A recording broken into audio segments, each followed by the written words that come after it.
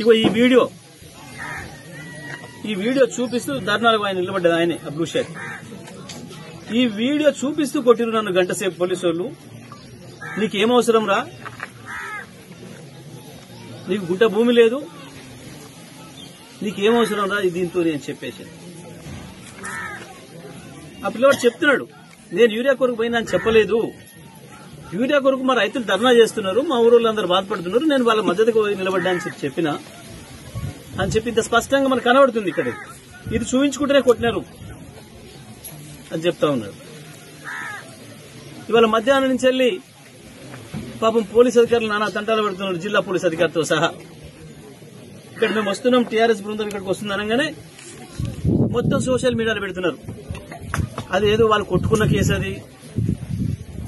అది urea case కాదు. అవును, ఒకవేళ కొట్టుకున్న కేసు అయితే మాత్రం ఈ రకంగా కొట్టాలనుందా పోలీసులు? జిల్లా ఎస్పీ గారు ఇదేనా నువ్వు సమర్థిస్తున్నావా? కొట్టుకున్న కేసైనా తిట్టుకున్న కేసైనా కేసు గ్రావిటీ ఏమైనా ఉండవచ్చు. పోలీస్ అధికారులు మీకు ఒక పద్ధతి ఉంది కదా, మీకు నియమావళి ఉంది కదా, దాని ప్రకారం కదా పనిచేయాలి.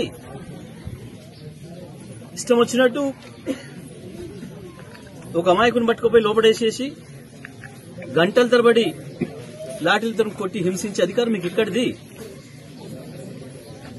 ఎట్లా సమర్థించుకుంటున్నావు? జిల్లా అధికారిగా, ఒక ఐపీఎస్ అధికారిగా ఎట్లా సమర్థించుకుంటారు దీన్ని?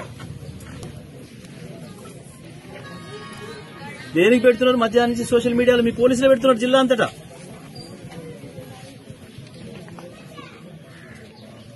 తప్పించుకోవడానికి ఇది మార్గం కాదు. ఇంకో చోట ఇరుక్కపోతున్నావు.